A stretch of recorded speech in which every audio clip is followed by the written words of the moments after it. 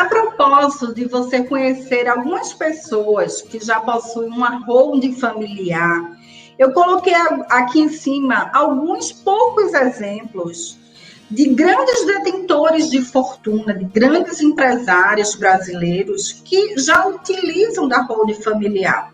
Então, eu coloquei para vocês como exemplo o Norberto Odebrecht, o Roberto Marinho do Grupo Globo, que não deixou nenhum centavo para inventário, a não ser bens de valores pessoais que ficaram no seu nome, na sua pessoa física. O Antônio Hermínio de Moraes e tantos outros que já usam esse sistema no Brasil. E todos eles têm como premissa a ideia de que quem morre não pode ter bens no seu nome, porque se tiver bens no seu nome, vai deixar problemas para os seus herdeiros, vai deixar um problemão para os seus filhos e sabe que o inventário vai corroer, vai depedrar, vai deteriorar todo o patrimônio e vai deixar os seus filhos em uma situação difícil. Então, existem também outros nomes que eu gostaria de compartilhar com vocês.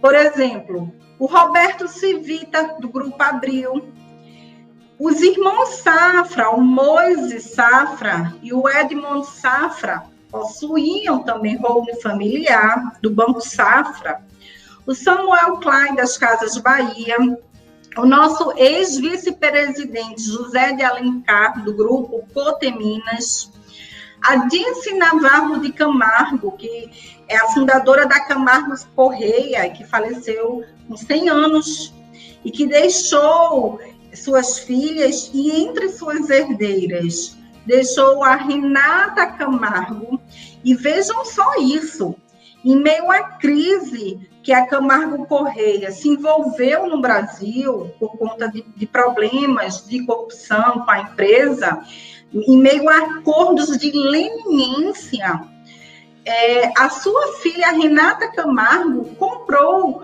um imóvel mais caro do mundo, na ilha de Manhattan, no coração de Nova York.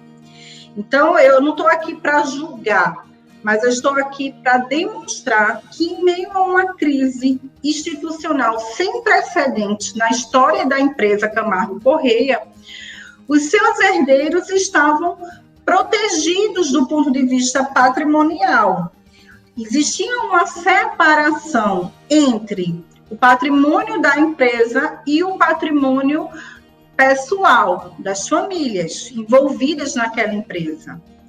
E esse sistema de holding familiar é o sistema utilizado por décadas em alguns países muito mais avançados em termos de desenvolvimento de mercado de capitais. Mas ele não é só desconhecido para a maioria do povo brasileiro. Ainda é uma novidade, sem dúvida. Só que existe uma classe que ele nem é empresário e nem é o povo, né? Na verdade, ele está ali entre os grandes empresários e o povo, que são os políticos. Os políticos que, pelo menos a cada 4 anos, eles convivem com o povo, mas eles também convivem com os empresários.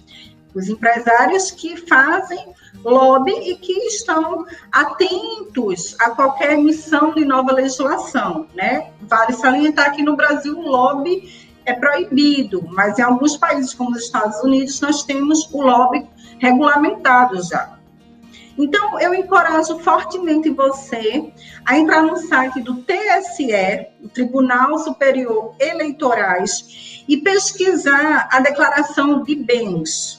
Pesquisa a declaração de bens dos candidatos à presidência da República, que é mais fácil. E aí você vai se surpreender. Você vai verificar que todos eles já possuem uma holding familiar. E quando eu falo todos, são todos. 100% deles já possuem esse sistema.